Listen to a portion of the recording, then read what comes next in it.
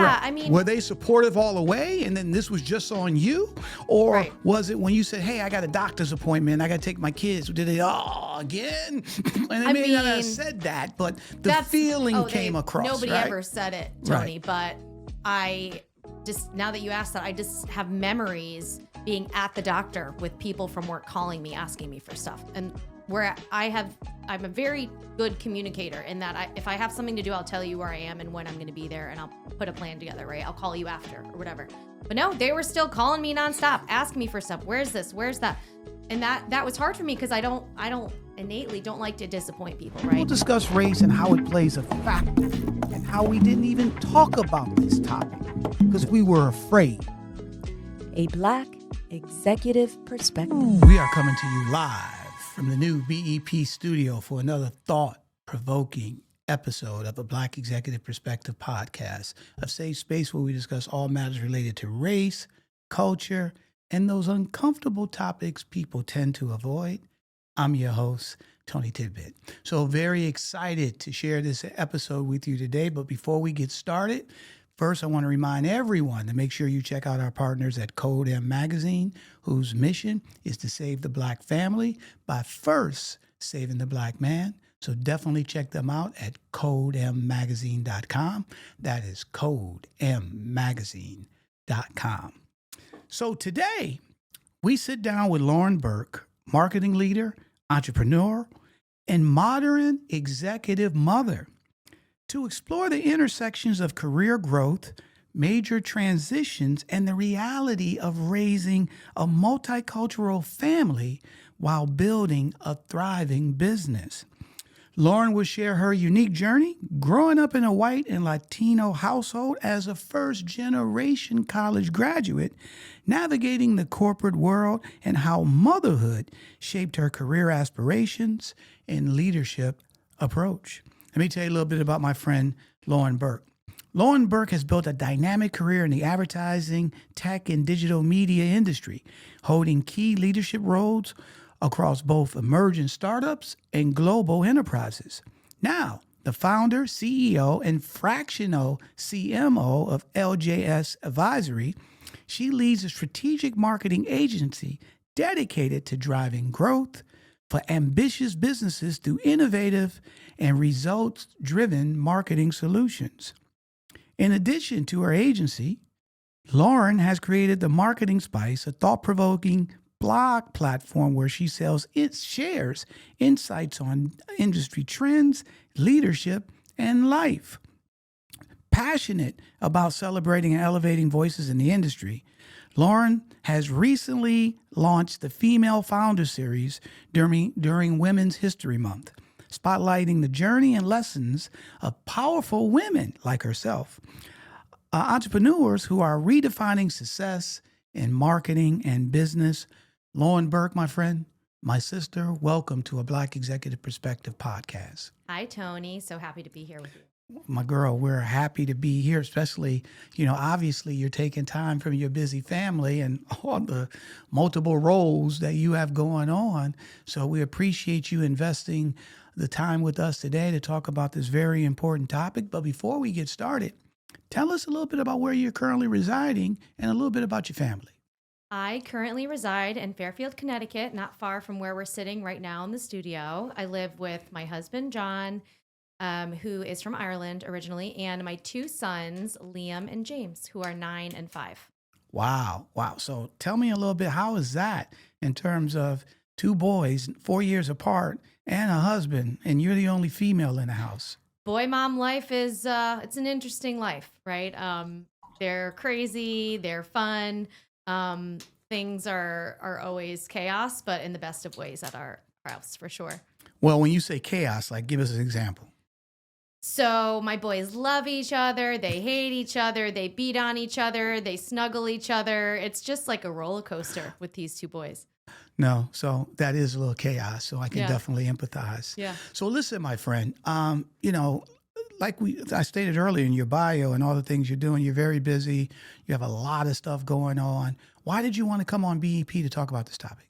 So I share with you this funny story before we dive in is I think any working mom can relate to. is I'm packing my bag, getting ready to go to the studio. I'm excited. I've, prepared. I'm putting my laptop in my bag and I hear this crunch. Like, oh God, what is it this time? So I look at the bottom of my bag and there's probably 1,000 Cheerios just crunching at the bottom of the bag. And I'm like, sorry, Tony, like I'm gonna be late because this is one of those parenting moments you can't really plan for. That being said though, so the reason I'm really here is because, as a mother and as a business person, these are two really important roles. On one hand, you are building the next generation of people on this planet. On the other hand, as a business person, you're really influencing the economy, you're influencing culture. So these are roles that I don't take lightly. And I really, want to discuss because I think there are challenges that come with both. And just like anything, race, culture, the more you talk about these things, the better off everybody will be. And I think it's important, you and I, Tony, like, yes, I'm a mother, you're a father. It's really about not just motherhood, but parenthood, right? We all have our own unique struggles in this game, being a working parent. So I think the more we can kind of come together as men, women, people, the better. That's awesome. And I totally agree with, well, listen, you ready to go at it? Yeah, let's do it. All right, let's talk about it. So one of the things, and you just said a lot there, which we'll definitely dive into, but, one of the things, you grew up in a multicultural family. Talk a little bit about that and how it shaped your life. Sure. So my mother was born in Cuba. She moved to the U.S. as a teenager. My father, American, but he had a very kind of heavily Italian and French influence in his house. And my stepfather, who was in my life, from a very young age, was actually from Argentina. So I had a very melting pot kind of household. I would spend weeks in Miami with my Cuban family eating croquetas on the beach. And then on Sundays, we'd all sit in my grandma's tiny living room floor eating lasagna. Like it was really kind of all over the place. But yeah, having a mother that, came to this country at a young age, they lost everything. They were pharmacists in Cuba. They had all of that taken away when communism, came to be. So, obviously I wasn't there to witness her teenage years, but, from what I hear and from what I see, she learned the language. She got a job at a bank, then at an insurance company, and she had a really successful 40-year career at that one company. So I always, really respected that and admired that about her, that sort of, rags to riches, not riches, but, she built something of herself. Right. So I think I, really absorbed a lot of her sort of behaviors and tendencies from a young age. So, you have siblings at all? Nope. I'm an only child. So you're only Yep. child. So, growing up in that type of environment, was your mother the breadwinner or? No, it was pretty 50-50. Her and my stepfather, he also had a long, career at the same company as well. And, my dad was also involved. But I think with my mother, it was, I have to work hard, or else I lose everything. This sort of catastrophic thinking. I think a lot of that because of what she went through at a young age. There's no question, right? Yeah. And when you are in an environment where there's a lot of turbulence, there's a lot of unknown, there's anxiety. Even if when you leave that environment, that doesn't just shake it away. You still are going to be affected by that. Yep. So watching your mother grow up, as you grew up, watching your mother work her butt off, come to a country she had no affiliation with, right? She had to find a job. She got a job and she worked her butt off. Talk a little bit how that shaped you in terms of when you started into the workforce. Yeah, so my mother really drilled in me from a young age, the importance of hard work and getting a good education. And I feel like she set a really sort of high bar for me, which motivated me in a lot of ways, right? I always did well in school. I was in extracurriculars, and I enjoyed it a lot as well. But, on the other hand, I saw the stress that she was constantly under. So she put a lot of pressure on herself to deliver. She was stressed out all the time, thinking she was going to get let go. She was hospitalized a couple times because of stress.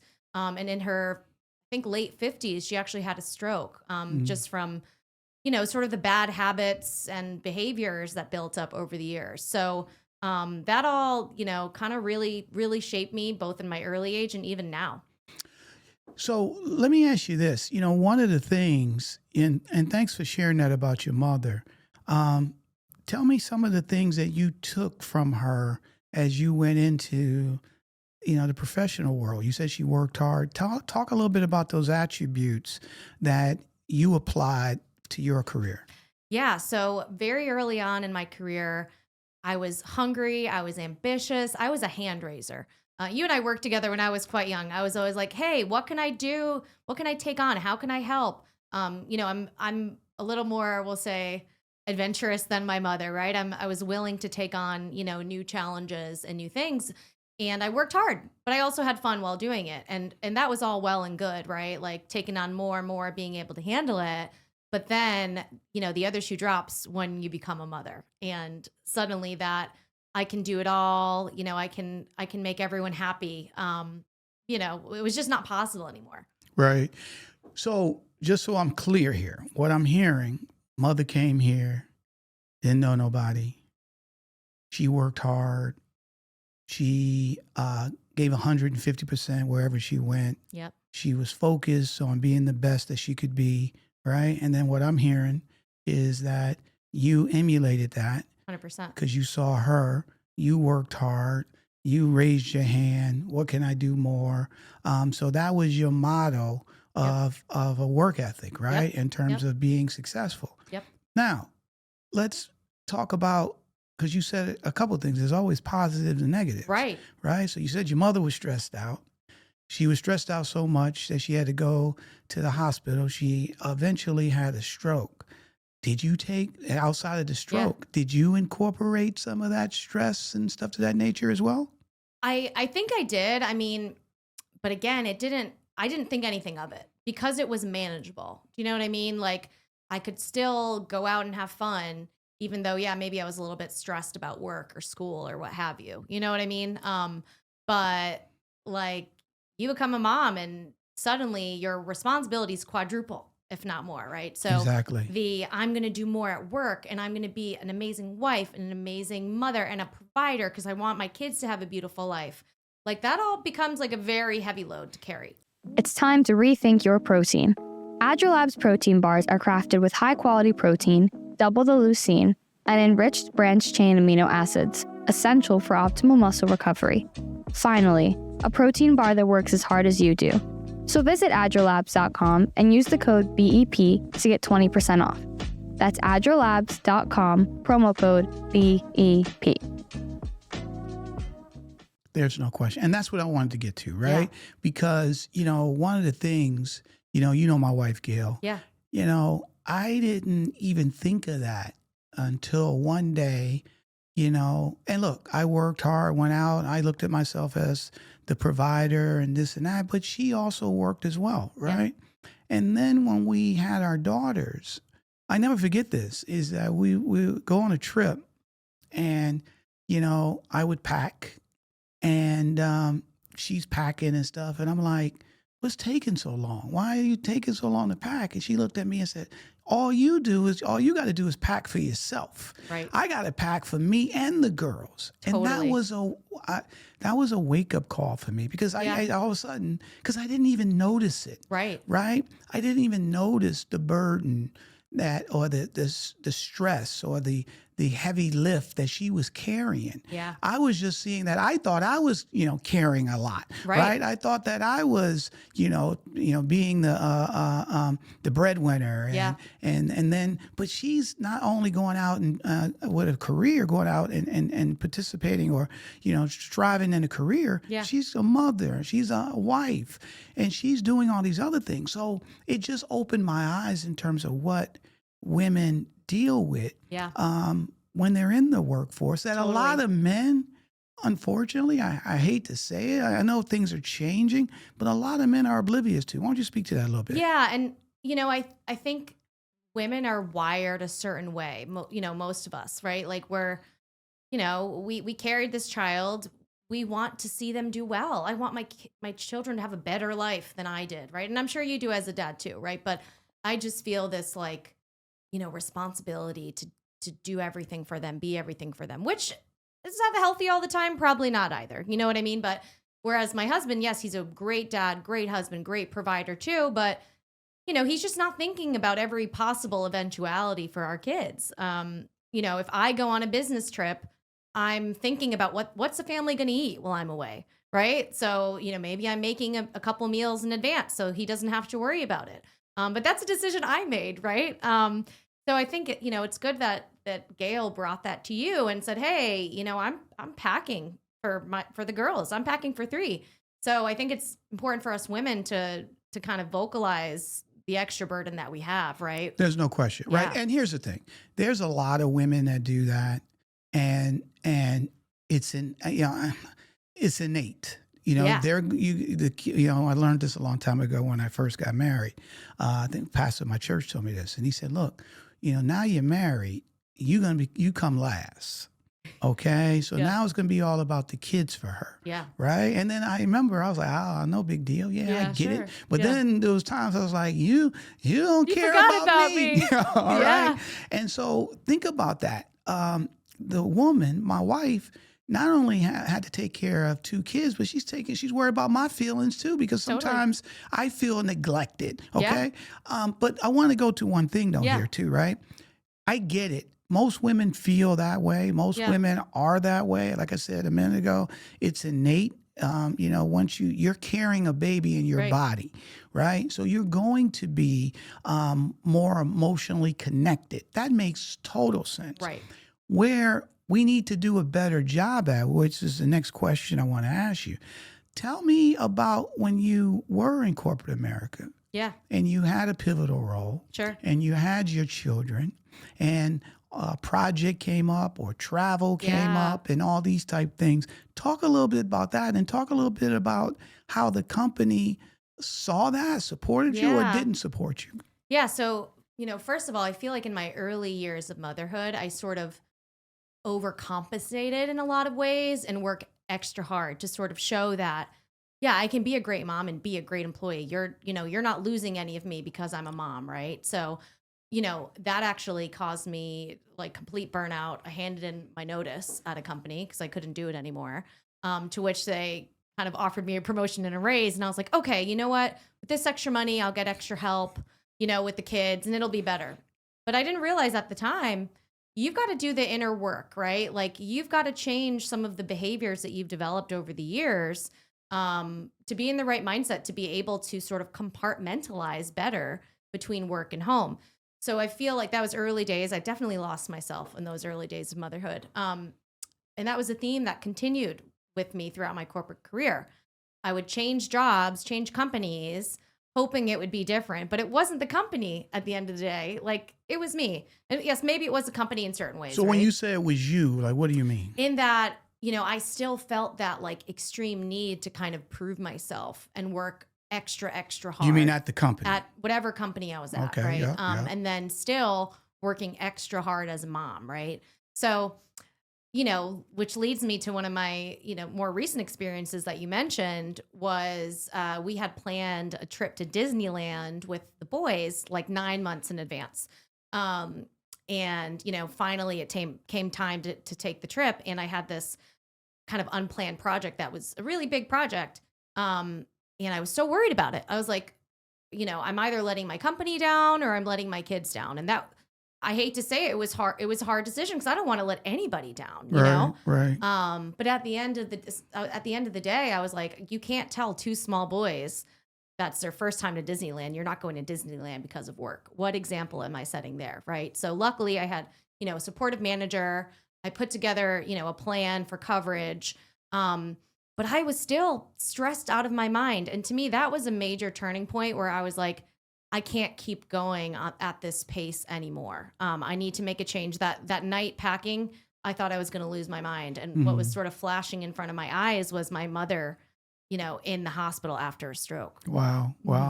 Let me ask you this. Because you said something, and I don't want to bypass it. Yeah. You said, hey, I was stressed out. I was trying to be the best in both parts. I resigned. Yeah. Right. And then they threw more money at me and gave Yeah. me a promotion. Yeah. And then I said, okay, I'll stay. Okay. So let me ask you this let me ask you this first question.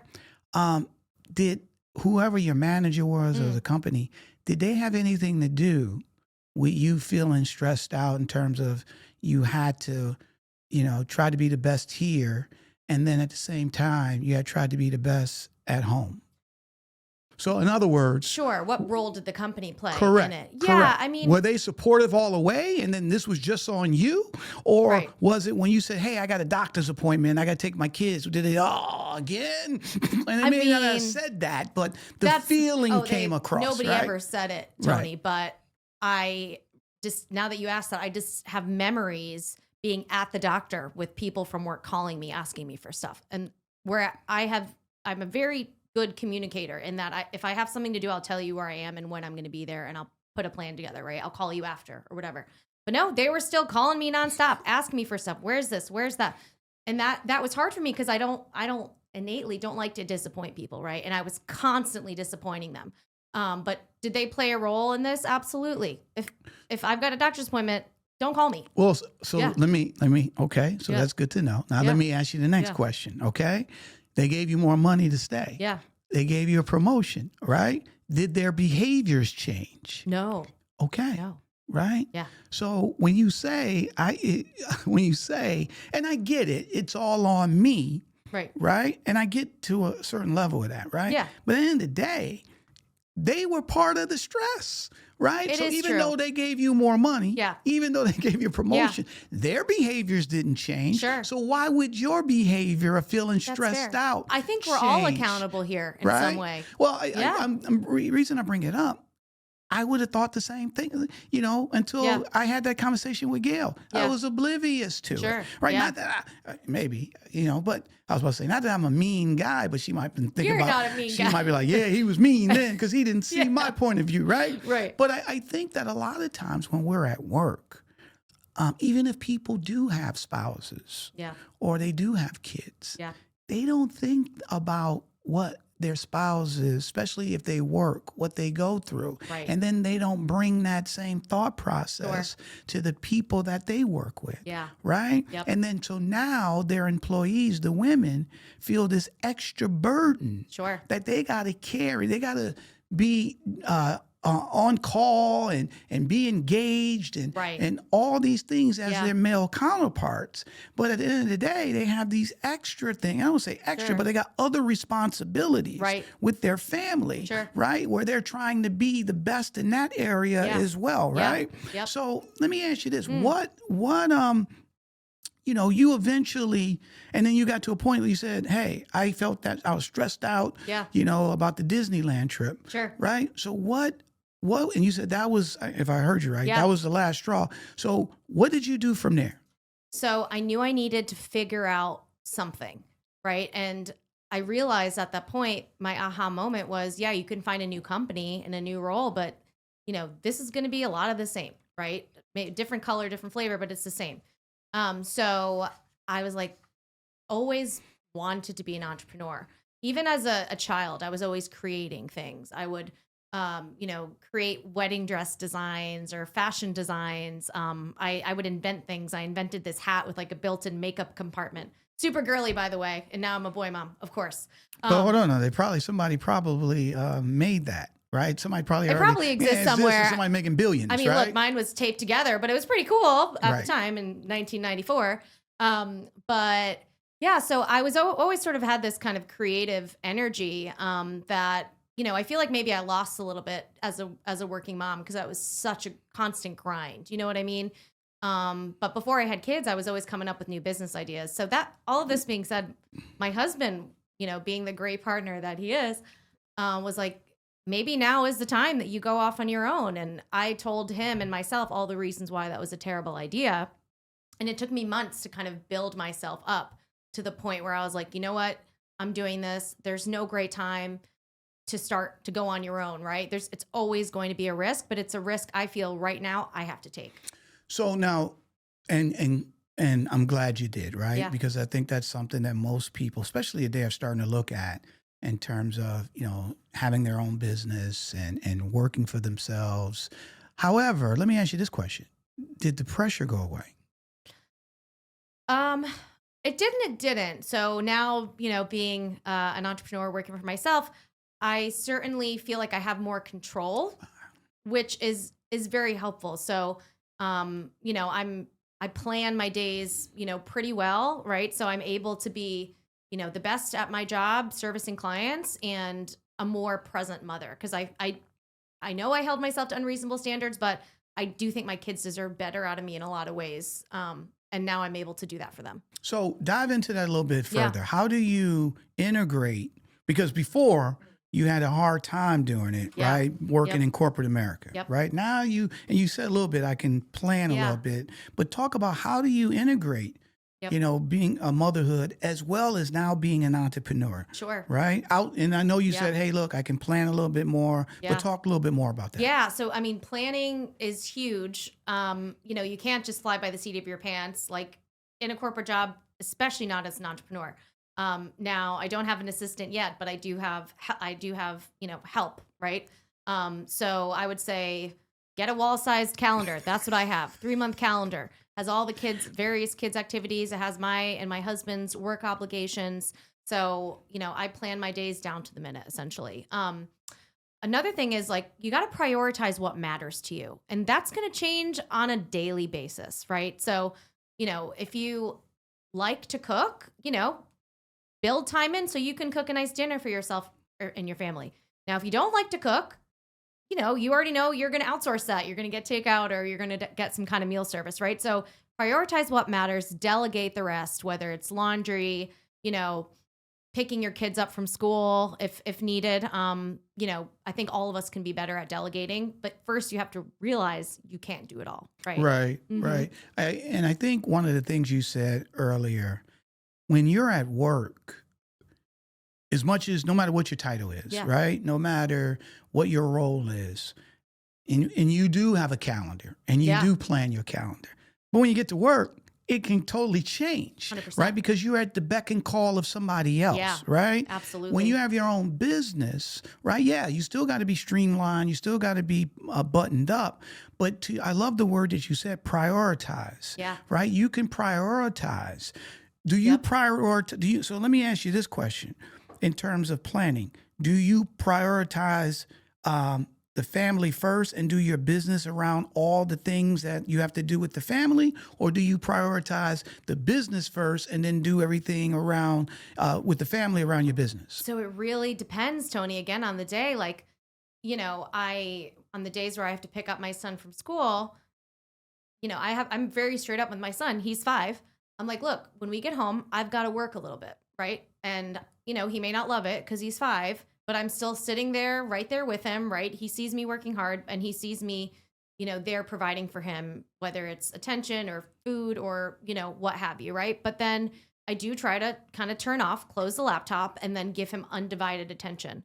Whereas before I'd be, on the laptop, a little bit of attention, back on the laptop, a little bit of attention, right? I do try to sort of segment that off more than I did in the past. I mean, but to be fair though, too, when everybody was going in the office, Yeah. you wouldn't be able to spend time with him at all. Yeah. You would true. have to 100% focus on Exactly. what you're doing, right? Yeah. So now you do a little bit of both. Right. Right? So Yep. just so I'm clear here, Yeah. do you, because you talked about having that big calendar, 90 days, 60 days, whatever Yeah. it was, right? Do you put all the kids stuff up, Yeah. right? I got to drop them here. They Yeah. have activities at this time. I got to do this Yeah. and that. And then do you set your meetings and stuff around that? Right. Yes, I absolutely try to. And, Got it, got it. my husband and I it's really a tag team. You know what I mean? If I've got a big meeting that has to happen at X time, husband's like, I got you. Or if he's not like, I got you, I'm like, no, you got me. Got it, right? got it, So, got it, yeah, got that's it. important too. Now, let's be fair now, Yeah. too, right? There's a lot of women. Gail was that way, and to a certain level, she wanted the kids to get to a certain age before she went back to work. But there's a lot of women that's like, I can never be at home.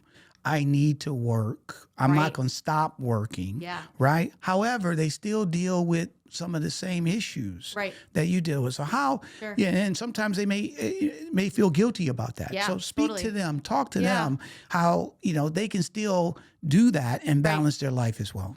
Yeah, I think you have to try to take the guilt factor out of it, right? Like we're all born a certain way. we grew up a certain way. We have certain beliefs, right? For me, getting a good education, getting a good job, or, making a worthwhile career was always a priority for me. And I knew it always would be. And when, I got married and had kids, I knew that I was going to keep working. It was never an option that I'd be a stay-at-home mom, right? And I felt guilt about that at times. Like, oh God, what kind of mom am I?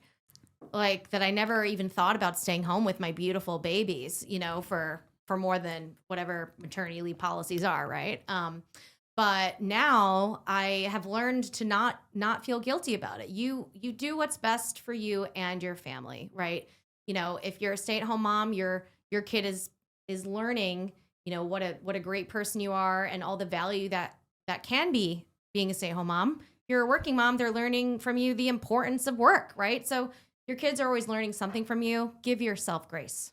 Yeah. So thanks for that. And I think the other thing, we now live in a world where two parents have to work. Yeah. Right? To create a stable lifestyle for a family. That's so true. Right? Yeah. I mean, it would be great if everybody or one person can stay home and the other one, but things are expensive.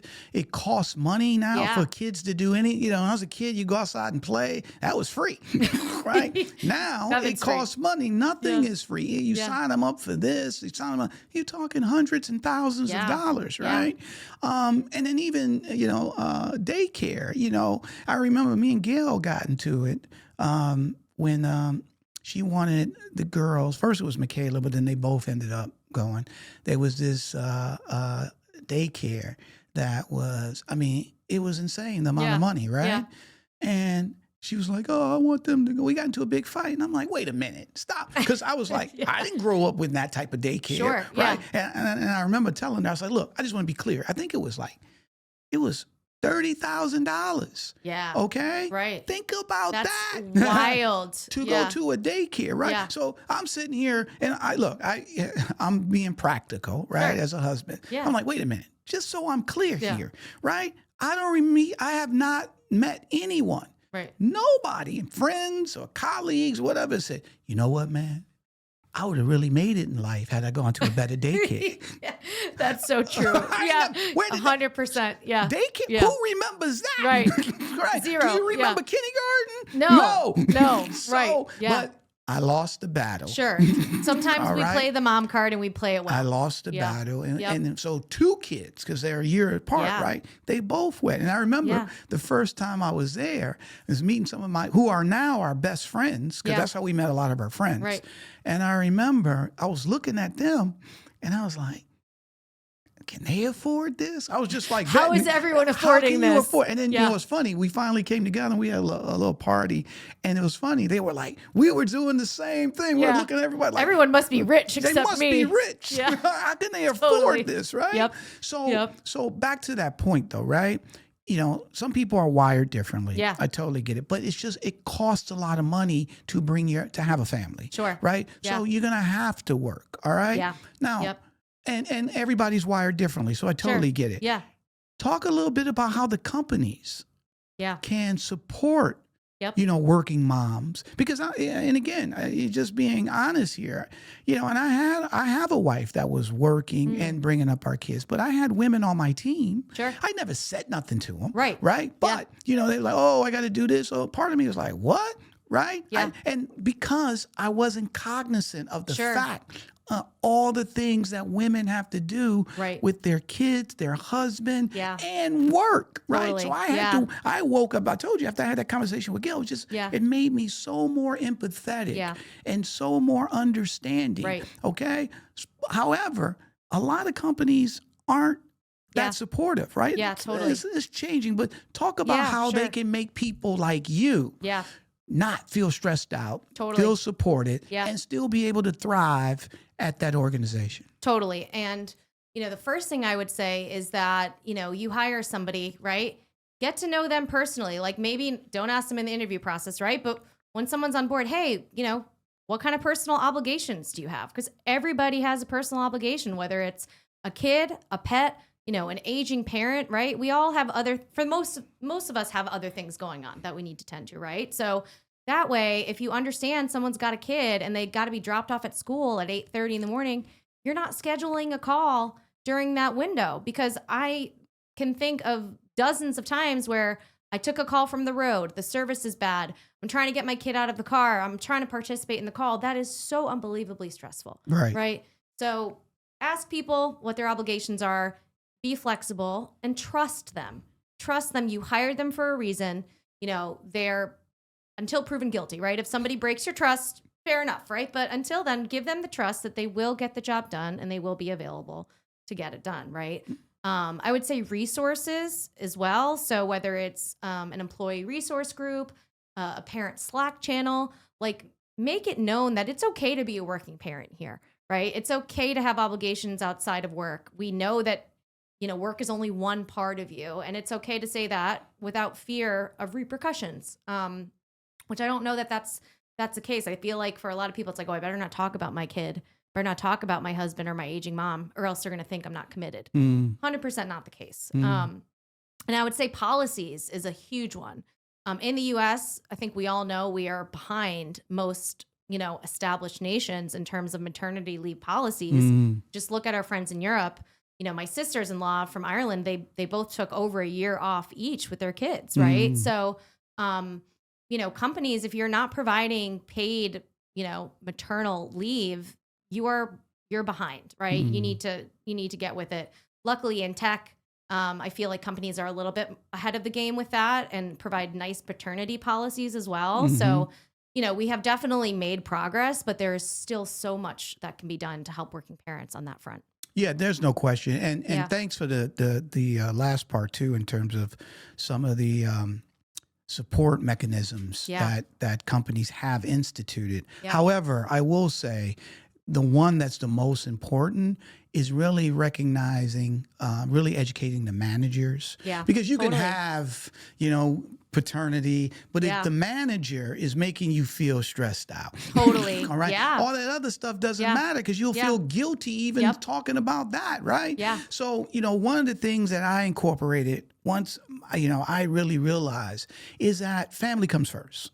Okay. Just because we hire you doesn't mean that, family's supposed to take a back burner. Right. You have kids, you have a wife, you have health. That comes first, right? And then going back to what you said earlier, I think is really the key, is that if I'm hiring somebody to do a role, I'm trusting them. So I don't need to be a micromanager. I don't need to know her. If somebody says, hey, I can't make it tomorrow because I got to do this, or I got to leave early because I got to pick up my kid, it shouldn't even be a second thought. Because at the end of the day, all I care about, more importantly, I care about the individual and their family. But at the end of the day, as long as you do or you get your work done, that's all that matters, right? And so we need to, and I'm saying this from a male standpoint, and to be fair, there's even some women that, that are in leadership positions that can be a little, like the queen bee type syndrome, right? That, like, you got to pick up your kid. You kidding me? You got to, this got to come first. And that, and to me, we got to get out of that mindset. Right? If you hired the right person, if you vetted them, then that means I trust this individual. I'm empowering this individual to do what we need them to do. And at the end of the day, they have a family. I have a family. Right? So I want the same courtesy. I would want the same courtesy that they would want, right? So I'm going to give them that courtesy.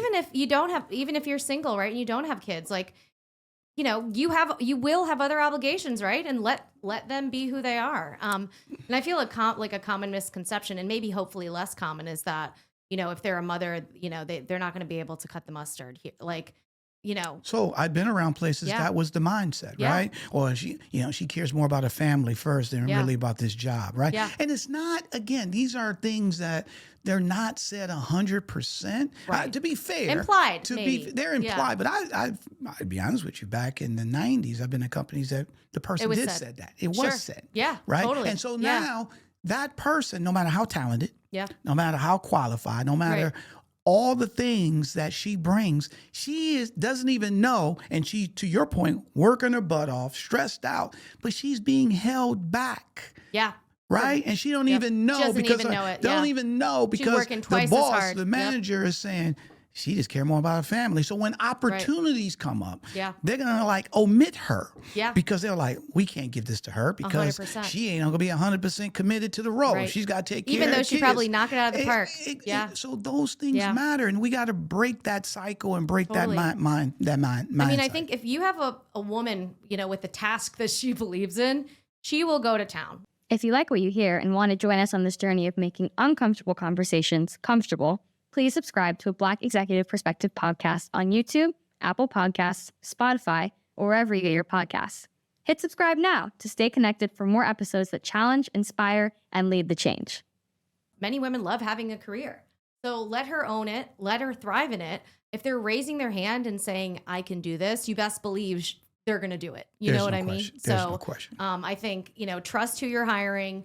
You may need to be flexible here or there when curveballs come up, as they do, right? So, one came up for me this week, and luckily, I could work my schedule around it. But when your kid gets hit in the eye with the flying shoe during recess and they're bleeding, you have to drop what you're doing and go get your kid. That's happened to me this week, and you can't plan for things like that. So I think give your employees grace. Don't overlook women, because we have backup plans for backup plans. If we can't be there, we will find somebody that's going to fill that gap. Well, here's the thing, and just trying to be fair, and thank you for that, right? Things still can be better.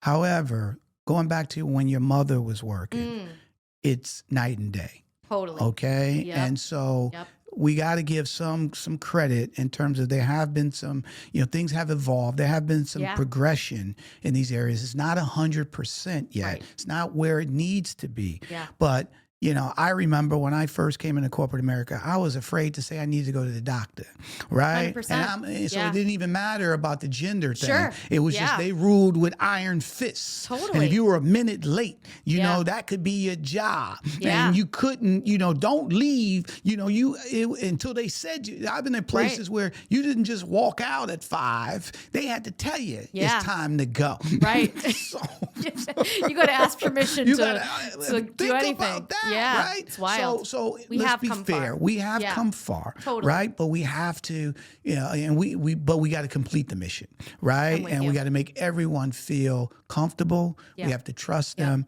Let them know family comes first, right? And let them do their job, right? Yeah. So final thoughts, my friend. What do you want to leave the audience? Yeah. So final thoughts. I would say, if you're a parent, give yourself grace. You're doing a great job, I'm sure. And even, if you're a mother, if you're a father, right, have these conversations with your partner, with your employer, with yourself, frankly, and even with your kids, right? I keep it very real with my kids and say, hey, right now I have to do X for work. You got my back, I've got yours, right? And as they've gotten older, they understand it and respect it more and more. And they're actually really excited about what I'm building, right? They're always asking me, hey, mommy, what are you working on? Like, oh, you're using Canva? I use Canva at school. Like, that's cool too. So I feel like the more we talk about these things, the more change we make. And at my company, the vision I have once we continue to grow and scale is a safe place where people can be parents, they can be employees, they can be gymnasts, whatever they want to be, that's cool. And we will be flexible, to let you be fully you at the end of the day. Well, you know what? I appreciate you coming on and being fully you today on a Black Executive Perspective podcast. And really, this is a very important topic. It's something that a lot of women across the spectrum deal with. Yeah. They're probably going to listen and watch this episode and say, yep, I know exactly how Lauren feels. Or, what Tony said about my husband, or what his awakening, my husband had that awakening, or he hasn't had that awakening. Sure. So we appreciate you coming on and really putting spotlight on this conversation. Yeah. We love you a lot, and we're going to have you come back on as LJS continues to grow and thrive. Thank you. Right? So you can talk about, what you're doing from a marketing standpoint. Absolutely. Yeah. So I think it's now time for Tony's Tidbit. So the tidbit today: motherhood, career, and leadership aren't competing forces. They are catalysts for becoming the strongest version of yourself. You don't have to choose between thriving in your career and being an engaged parent. both can coexist, and together they'll make you unstoppable. And you heard a lot from the unstoppable CMO, CEO of LJS, Lauren Burke. So real quickly, I want to remind everyone to make sure that you watch this week's Need to Know by Dr. Nasinga Burton. Dr. Burton goes over the crucial topics, things that you're not aware of, you don't have time to keep up with, and these things that you need to know. So check her out on a Black Executive Perspective podcast every Thursday. And don't forget to be able to watch our next Pull Up, Speak Up Roundtable, where our roundtable gets together and talk about the hot button issues. It's unfiltered, it's unraw. Everyone shares their perspective. This is not just a podcast. It's not a mission. It is a revolution. So you definitely don't want to miss Pull Up, Speak Up that's coming out, the next episode on the Black Executive Perspective podcast. So now it's time for our call to action. And for those who are loyal listeners and watchers of a Black Executive Perspective podcast, you know exactly what we do here. And matter of fact, you're probably incorporating yourself. But if this is your first time engaging with BEP, our goal is to eliminate all forms of discrimination. And the way we're asking everyone to do that is with the acronym called LESS. LESS. This is something in everyone's control. Every person can do it, no matter how old, how young, no matter what race, no ethnicity, it doesn't matter. Everyone can incorporate less. So L stands for learn.